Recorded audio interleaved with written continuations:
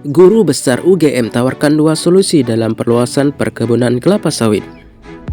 Diskusi tentang keberlanjutan tata kelola perkebunan sawit kembali mengemuka setelah Kementerian Lingkungan Hidup dan Kehutanan atau KLHK menegaskan bahwa sawit bukan termasuk tanaman hutan. Dalam Permen LHKP.23/2021, sawit juga tercantum sebagai tanaman untuk rehabilitasi hutan dan lahan atau RHL. KLHK sebelumnya menyatakan bahwa praktik ekspansif, monokultur, dan non-prosedural sawit di kawasan hutan telah menimbulkan berbagai dampak negatif, mulai dari masalah hukum hingga kerusakan ekologis, hidrologis, dan sosial. Guru Besar Fakultas Kehutanan Universitas Gadjah Mada (UGM), Profesor Piono Suyaranto menyampaikan kritik keras terhadap rencana penambahan area perkebunan sawit.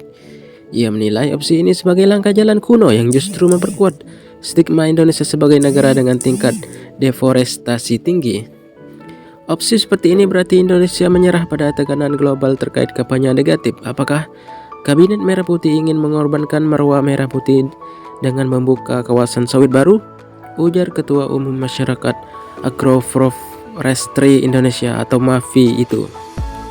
Menurut Prof. Priyono, pemerintah seharusnya berfokus pada optimalisasi perkebunan sawit rakyat. Kita harus membangun supremasi riset dan inovasi untuk sawit rakyat agar mereka naik kelas. Saat ini perkebunan sawit rakyat masih menghadapi banyak kendala meski program peremajaan sudah dilakukan. Jelasnya dilansir dari Info Sawit.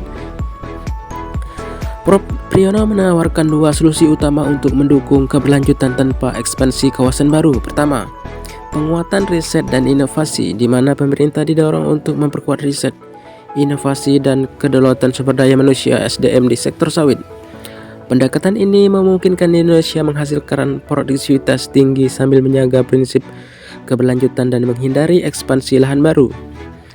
Lantas kedua, melalui era superpower perkebunan kelapa sawit berkesemestaan, konsep ini menekankan harmoni antara pembangunan dan kelestarian lingkungan.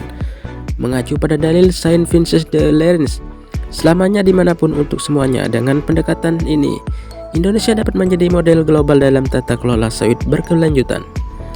Era baru ini menjadikan Indonesia pemimpin dunia dalam industri kelapa sawit yang menghormati keseimbangan ekosistem dan kemanusiaan, tambahnya.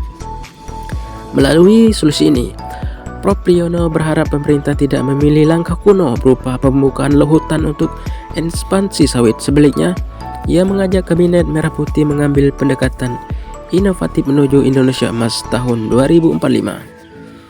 Kalau kita hanya mengandalkan pembukaan lahan baru, kita tidak bergerak maju. Apakah ini cara kita menyongsong masa depan yang gemilang? Pungkasnya. Langkah ini menjadi tantangan bagi pemerintah untuk menjaga keseimbangan antara kepentingan ekonomi dan ekologi demi keberlanjutan jangka panjang.